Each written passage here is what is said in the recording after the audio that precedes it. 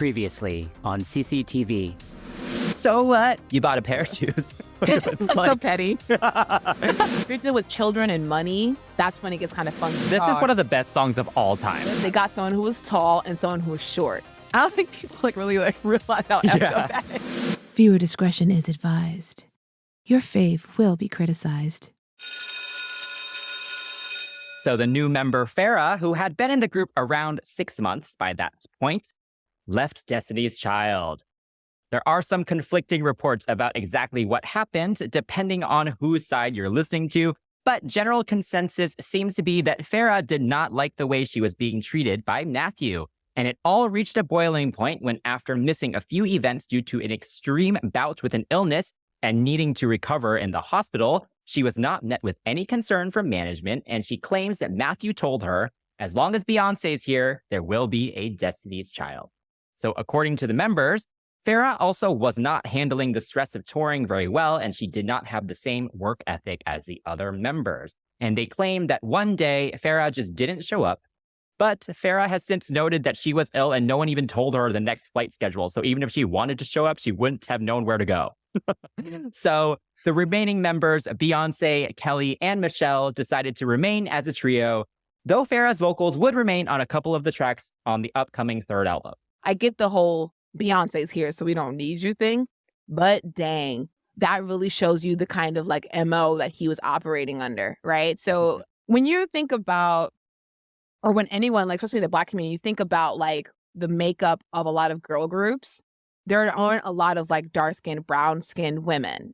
During this time where Destiny's Child was coming up, lighter was better. Hip-hop videos would dictate that. All this stuff was happening. I mean, look at who they replaced Latavia with and Michelle and LaToya with. You know what I'm saying? No offense to either one of those girls, and maybe that's just the way things worked out, but it doesn't help, again, with, the makeup of how girl groups were starting to look, or how like Black media was starting to shape their beauty standards even more toward like, oh, lighter is better. You know, light skin is really good. Beyonce is talented. I will give her that. I love that for her. She's very talented. The work ethic is definitely there. But I cannot sit there and pretend that when I watch these videos, the light-skinned girl was in the middle constantly. Kelly would be there, yes. LaToya would be there, but who got most face time, right? So may not have been like obviously said because it wasn't in media's place to really say it. But it's a conversation that Black people have on a regular. Like, oh my God, I love Kelly because she's brown. Me, I constantly get slotted as like a Kelly because I am brown skin, which is completely fine. She's talented. But again, it's just one of those things. It's like we didn't really get to see the other members because her dad was very for her. Producers who were also predominantly men and from the hip hop R&B culture kind of lean that way too. And I hate to say that, but it's pretty colorist, but it's true. It happens all the time, right? So again, love Beyonce. She's great.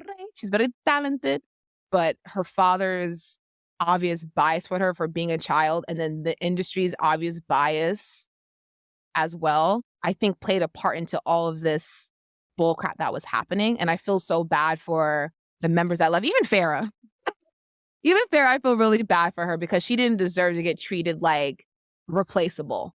Because at the end of the day, even if it is a business, like she's still a human being. And whatever the situation was, they didn't like her, whatever the case may be. It just sucks that she was treated badly and told whatever at the time. But probably feeling like, oh my God, Beyonce's the reason that I can't do this or I can't be in the group.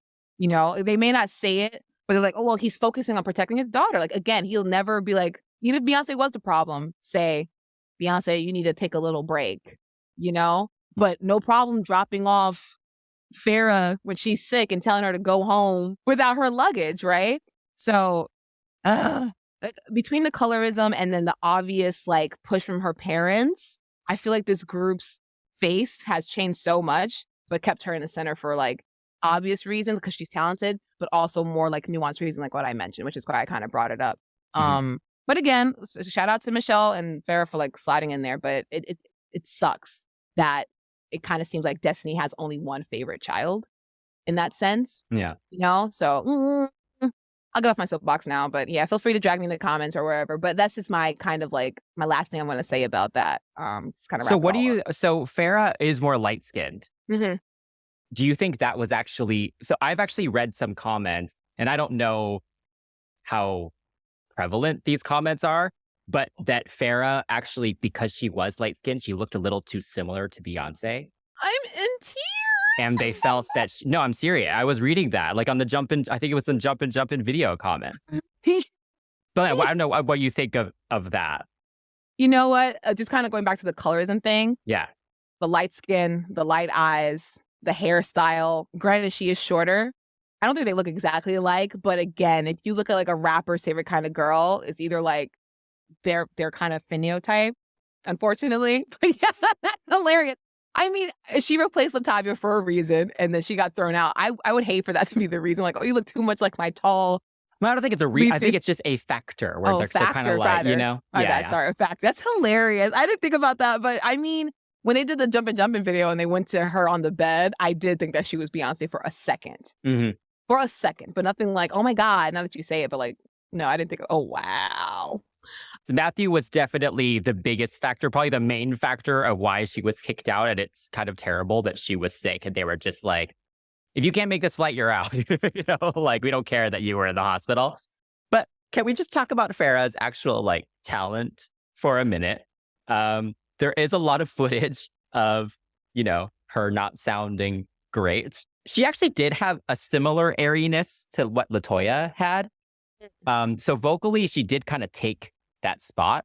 But again, she came in replacing a group of women that were working together since they were children. So it takes some time to get that blend going. So to be fair to Farrah, I think if you gave her a few more years, she would have gotten a lot better. Like you look at Michelle, yo, she became a star years later. You know, those first couple months and years were a little rough for her.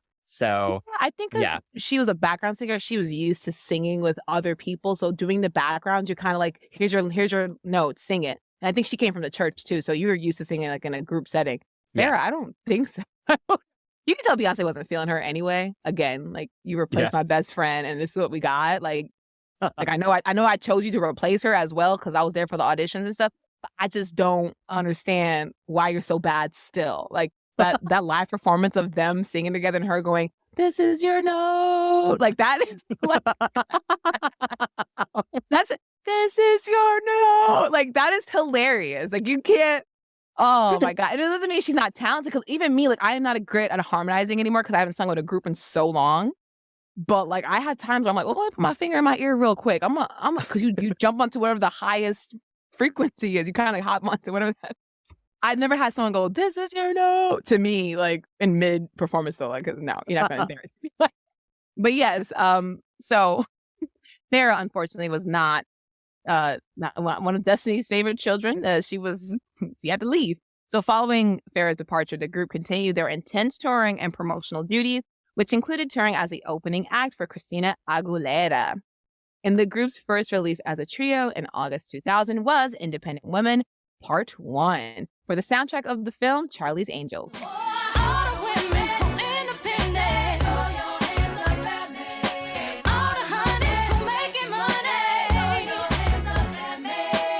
And this song spent 11 consecutive weeks at #1 atop the Billboard 100. Yeah. Woo, which is good, you know? Like, I mean, 11 weeks is crazy. Yeah, that's pretty good, you know? Like that's light work. 11 weeks.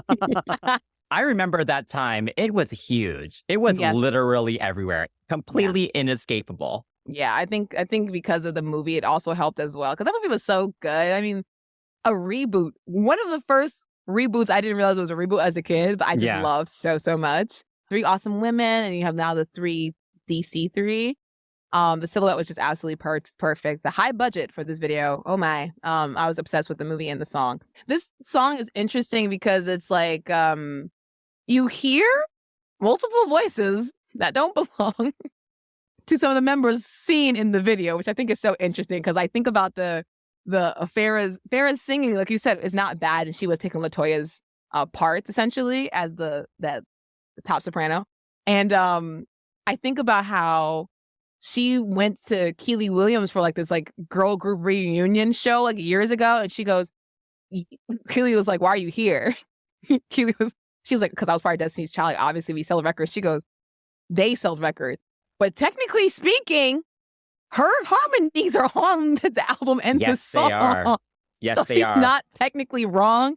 But I just think about that clip. She goes, well, why are you here? Like, they sold records, not you. Like, it just sucks. Because, again, you hear Farrah very prevalently on the album, on the song. Mhm. So, yeah, it's just like, Yeah, and for those of you who are just curious, there are like those a cappella versions that you can listen to. But even I Bought It, that's yeah. pretty much all Farrah, actually. Yeah. So yeah, and she's all over the chorus. She's doing Yeah. that high harmony in the bridge. Yeah, she's all over it. So hopefully she's still getting those royalties. Ooh, But yes, yes. the song though is a classic. Oh, yeah, And totally. Beyonce's writing had developed so much already. Mhm. Like, it's pretty crazy that only a few years prior was the first album. You know, like Yeah. the timeline's pretty crazy here. Yeah. And I love Kelly's pre-chorus as well. Again, Mhm. you have the sing-along moment, and of course, the chorus is just made for crowd participation, and the confidence is just so good. Like they're really sitting in their own now. Like they're really Yeah. actually confident in themselves now, and it feels very genuine. And it's Mhm. just a very natural progression from kind of where we were at the time. Cause now it's more like, it's not just about the men in your life and kind of making sure that you are asserting yourself there. It's more just like, no, I'm just awesome. Yeah.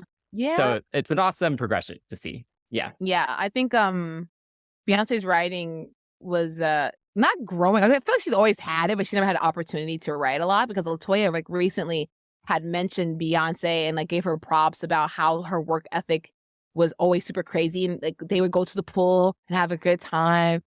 They're like, oh, where's B? So she went to go see where she was, and she was in the car writing to like a track in the car, like a CD that was playing on the radio. So she's been writing since she was a kid.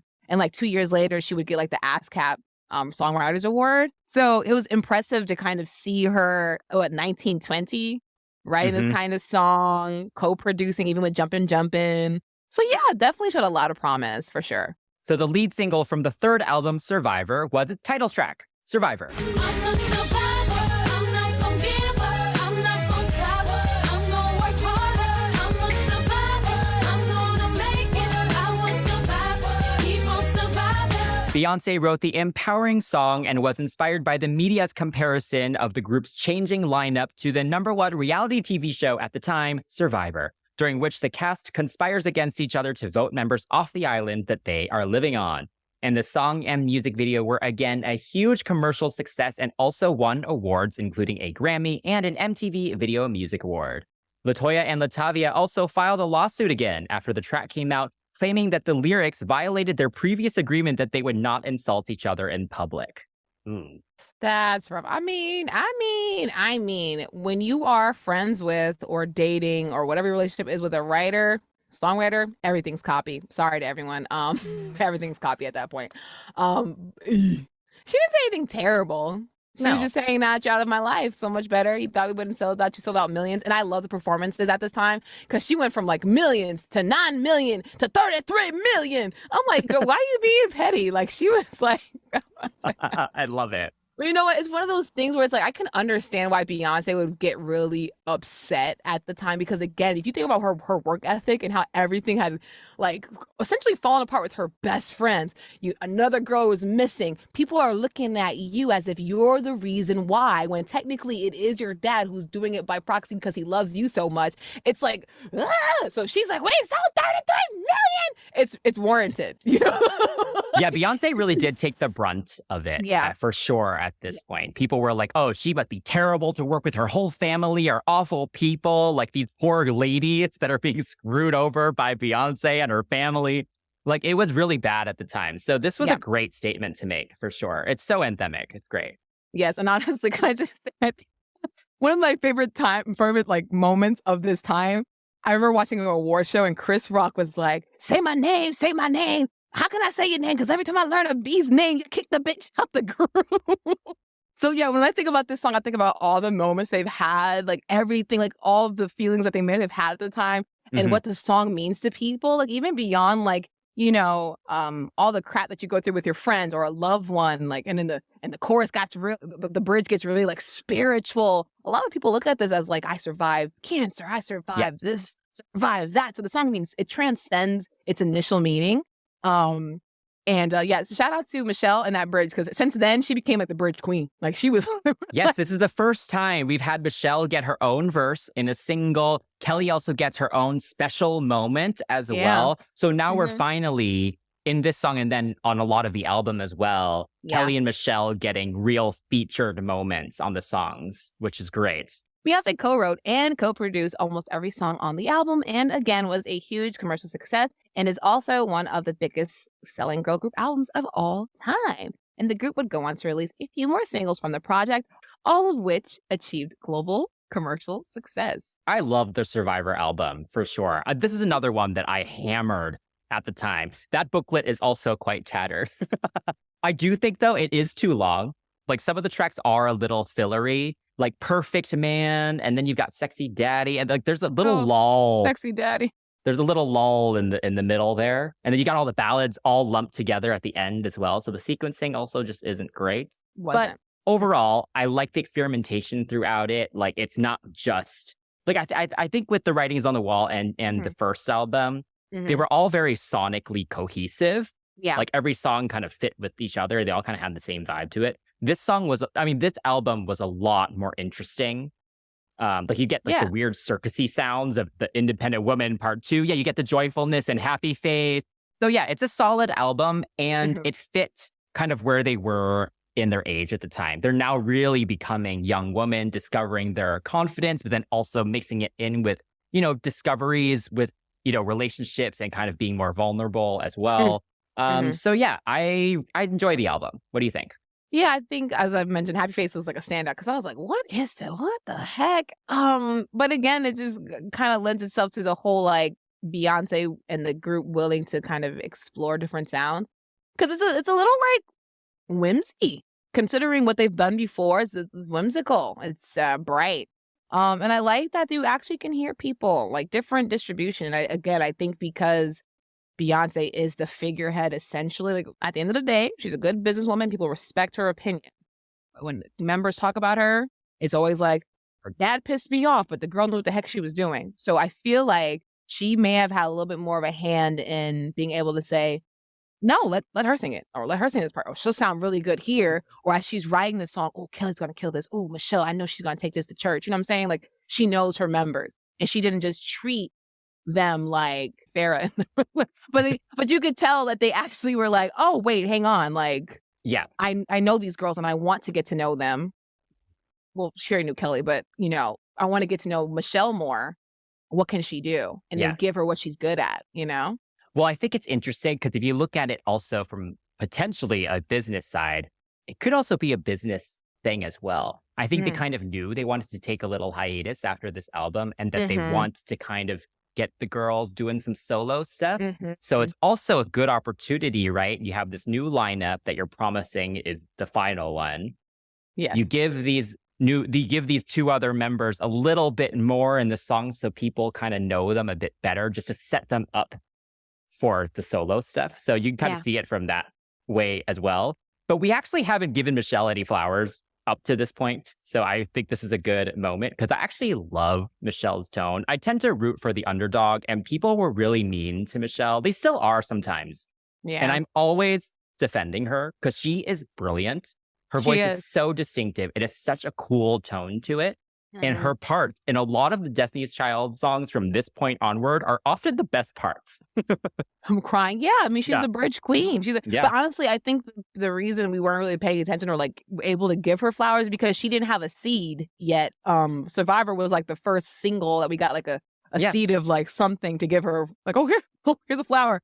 Because that was the only time I heard her in a single up until that point, right? So I get what you're saying, and it's hard because I listen to her and I'm like, oh, she technically like speaking, like where's her voice sit? She's a soprano, so for her to have to sit there and take Latavia's notes, my God, that's terrible. Because I've done that before, where I've sang a soprano part and then second act of a show I had to do alto. It is like kind of mind numbing because the harmonies are so much more complicated down there. Like when you're up, it's okay, some little tricky ones, but when you're down, it's like, alto notes are tough. People don't give it a lot of credit, but alto notes are very tough, at least for me. But yeah, kudos to her for, again, being a gospel singer and then singing quote unquote secular music. Not saying she would never do it, but her voice doesn't typically lend itself in the pop landscape. You've not heard a girl that sings Yeah. like her in pop, like at all, unfortunately. So kudos to her, seriously, Yeah. for like jumping in. And then Beyonce, like I said, business wise, personally and professionally, thinking, go ahead, all the darkness and sadness. Go ahead, girl, do that. That's brilliant. Also, I've been lucky and have actually met Michelle and talked to her a little bit, and she was one of the nicest people. She's one of the nicest celebrities I've ever met. So yeah, she seems yeah. funny as heck too. I watch interviews with them. She'll be the first one to sit there and throw some shit. I like her. She has a good personality for sure. I think she's probably one of the I think that's why she fit in with the group, because she reminds me of how they used to talk in those hotel interviews. Yeah. Yeah, And I she love fits that they always refer to her as like the angel sent to them. in. And they Yeah. really did a good job Yeah. showing to the public that she was a real, genuine, important part of the group. She wasn't Mhm. just the new one. Yeah. You know, she had an important place there. Luckily, Survivor was not the only awesome single from the Survivor album. The next single was Bootylicious with samples Edge of 17 by Stevie Nicks. I don't think you're ready for this jelly. I don't think you're ready for this jelly. I don't think you're ready for this. My body too bootylicious for your baby. The word bootylicious became a popular catchphrase, has stalked Beyonce to the end of time, and it was even added as an official word in the English dictionary. Oh my God, this is such a fun time because I remember everyone, bootylicious Beyonce. She got so sick of it. Bootylicious, bootylicious, boot. God, she got so sick of it. I think they all got sick of it. I think Kelly even said that they like stopped performing it. Like even when we were watching the Destiny Fulfilled concert, they literally perform it for like 30 seconds in that show. Yeah. Yeah. Oh my God. You know, this is one of those songs, right? When the rose all day, like, oh my God, I love Bootylicious. I love Bling. Crowd finds the song and they wear it out. And then you're just like, I don't like it as much, you know? Like, but yeah, the bridge of the song is probably one of my favorite because like the whole song is very nodish to like Michael Jackson. Yeah. Because I remember them performing at MJ for like his Madison Square Garden Yes. like celebration thing. So I think that's like really interesting. That's what they heard, but you can hear it in the verses. Dun, dun, dun, ah, dun, dun, dun, ah, dun, dun, dun, ah. I'm like, yo, I cannot imagine what it was like letting Beyonce sit there hit those ad-libs as you're singing the verse.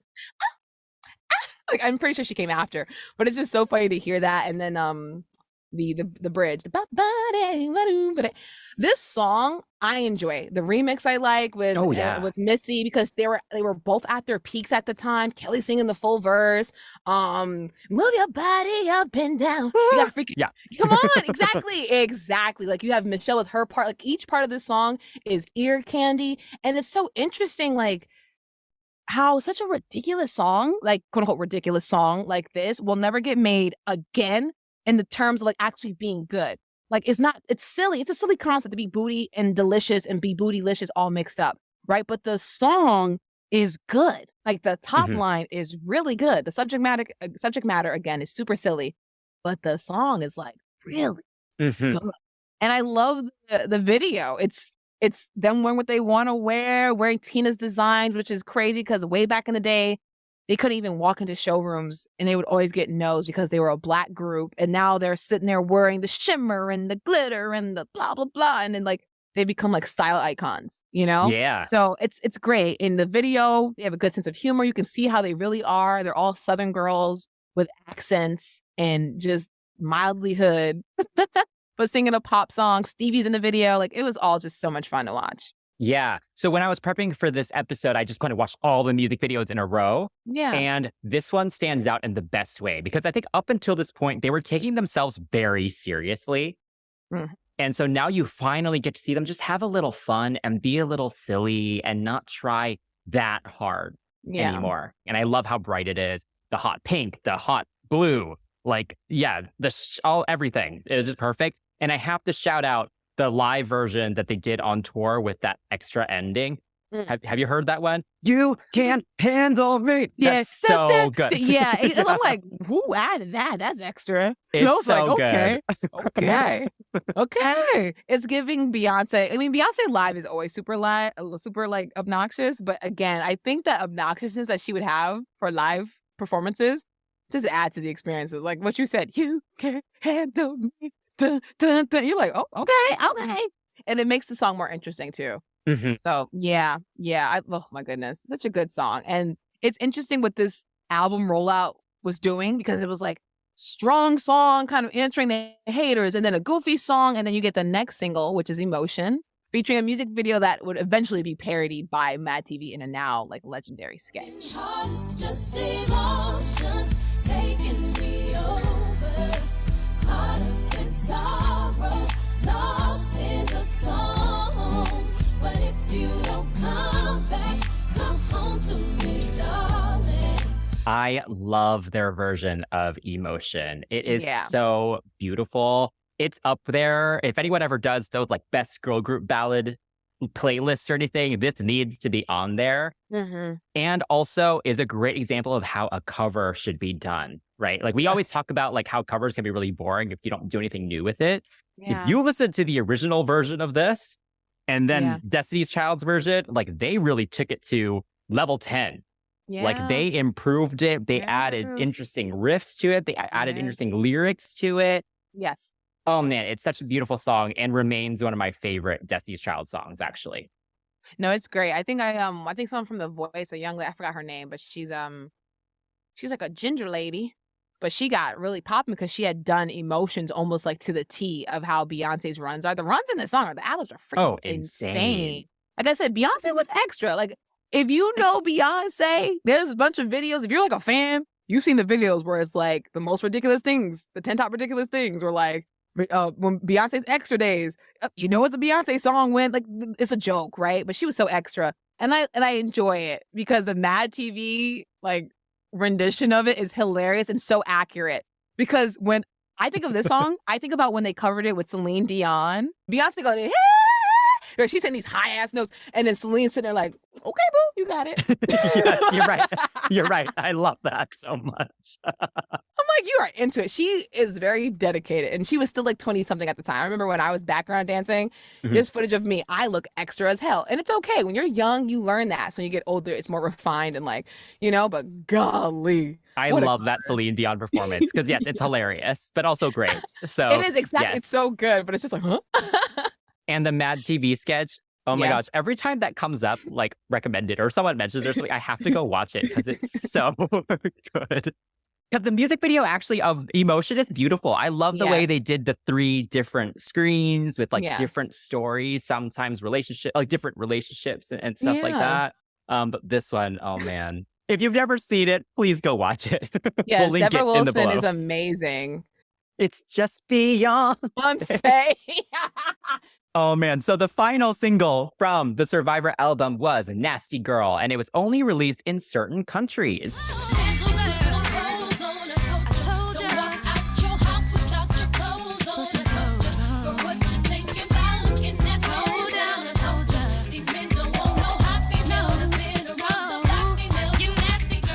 Nasty Girl is a condescending song describing the habits of a promiscuous woman. So oof. Okay. You can't Sorry. release this song now. To constantly talk about, you know, how hot a woman is. That is, first of all, that's very Southern to do. Like, oh, she's a hot one. She's a hot one. She, you know, she's flaming. And then again, it just feels very like holier than thou. The lyrics a little bit. Yes, it's even the so way they were. condescending. Yeah, even the way they were dressed kind of gave like church ladies, like you look like, like the silks and the jeans and the heels, like the hair that she had, like they all had, like it was giving church lady. But yeah, I mean, you can talk crap about someone and still want the best for them, but unfortunately in R&B and hip hop, like the rhetoric of a lot of like females Mhm. is females, of a lot of women like rappers or singers is to condescend about like a woman's like trysts and escapades. Like that's the biggest insult. Like you thingy stank, or you thingy loose, and you thingy this, that, and the third. Like that's like Oof. the ultimate insult in like R&B and hip hop, and I hate it. Yeah, I mean, this has just aged so terribly, but I just Dude. love it as just a time capsule. Like that Oh my God, yes. video at the end when those women go through the nasty zapper and they come out in like looking like more church ladies. Mm-hmm. See? It's You brilliant. nasty girl. Also, just to add to how ironic and horrible everything is, when they Mhm. performed this song on tour, Destiny's Child is wearing these like very revealing gold outfits. right? And they have these dancers come out, some of them wearing more than Destiny's Child are. And they're like pointing at them and like, nasty, put some clothes on. It's all just like at least put on a jacket for this song. You said what? It just makes no sense. It makes no sense. And it just adds to how hilarious the song is. But what makes it even better is that the song is so fun to sing along to. Yeah. But now, nasty girl. given the current climate, though, you can only sing the song in private. You know what? Yeah. And also, I think it's so funny that you were saying about their tours. Like the girls were dressed in the Bugaboo music video the way the girls are dressed now in the Nasty Girl with the top and the shorts and the pants. I'm like, y'all get out of here. But yeah, this song, wow. Wow. I mean, What I'm a not gonna great lie. way to close out this era. Yeah, I don't know what the hell they were thinking it was gonna do. Again, it might be one of those I'm mad at y'all, F y'all. Like the lawsuit's done. Put it out. Like, like oh God. But luckily they would end the year with some cheer. Because for the holiday season in 2001, the group decided to release the single and album 8 Days of Christmas, which featured traditional Christmas songs as well as original compositions by the group.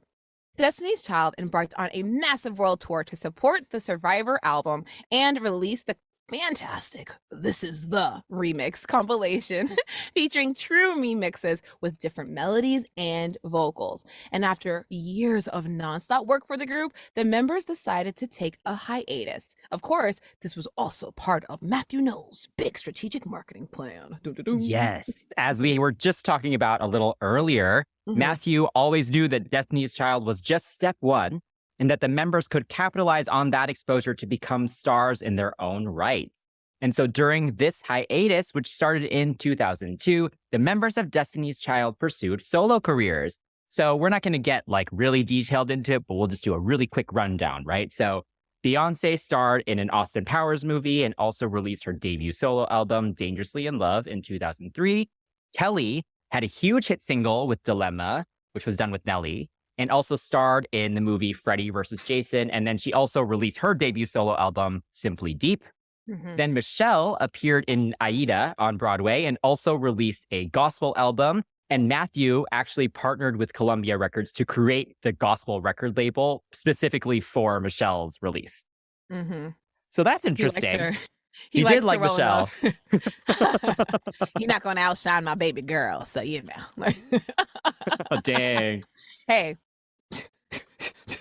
that's less competition. But it's interesting how Beyonce's album got pushed back because Work It Out didn't work, like didn't have the success that they believed it was going to. Like, that's Yes. again, it shows like, yeah, Beyonce's very talented, but had A. Marie not done one thing and then a Crazy in Love when she would have not been That's the right. lead, pulling a Beyonce, it would have been pulling a Kelly because Kelly was the biggest one at the time because Dilemma had come Dilemma. out. Unfortunately, Simply Deep did not get the love it deserved. Like she had a song about self-deletion on there, a lot of other like really good like ballads, and she was holding it down. But Simply Deep got no play. I Okay. love Kelly's entire solo career, and I would love to talk about it and Yes. how shafted she is and how Yes, underrated she is. She's Yeah. she's performing at all these prides and stuff this summer in the UK. I would love to go. I would love to see her solo. She's brilliant. And yes, I love Stole. I love Simply Deep. Yes. And it would be interesting to get a little more into why Kelly maybe isn't as big as she should be. There's a lot of dynamics there, a lot of which speaks to kind of what you've been saying this whole time. I think Michelle's release was also really interesting to see because Oh yeah. she released her gospel album in the middle of the Survivor tour, actually. So she was actually the first to release the full project. And it Right. actually did really well. It went to #1 in the gospel chart. The single was actually pretty good, and she performed it Yeah. on the tour. So I'm happy that she was actually given the opportunity, and Matthew learned from his previous mistakes and actually did what he could for her Yes. and Yeah. what she wanted. Yeah. I mean, the girls were interested in different sounds and goals, and I think that's kind of what helped make his decision like less. How can I sabotage? I don't think he Yeah. was doing that, but I'm not sure when it came. Correct me if I'm wrong, but when did the girls decide to seek outside management from him? 'Cause That I was think much later. much later, right? Okay, Yeah. but yeah, I think again, it's interesting that they trusted him at this time to do that. even with all the stuff that was going on. But I think he did have, like I said, he did have the best interest of the group at heart. But if you went against the status quo, the Beyonce quo, no offense, again, like every time I say this, I want people like, oh, you hate her. I don't hate her. It's just what I'm seeing because of the dad. He seemed to kind of get them out the way, you know.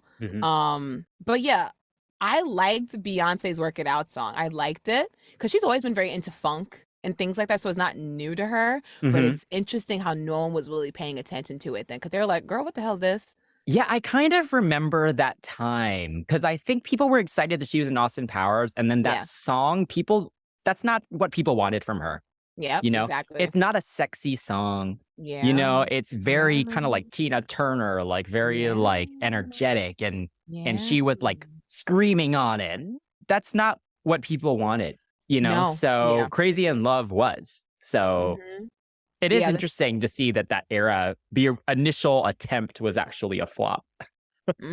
Woo, boy. I mean, you live and you learn. You live and you learn. All right. And all the members achieved success in their own right. And after a few more albums and projects over the next few years, the group was ready to come together one more time in 2004. Time for one more recess break. Part 3 is coming up, where we discuss Destiny Fulfilled, the various reunions, what's next for the group, and also give some of our discography highlights. See you there. And don't forget to follow us at CCTV Pops on all social media.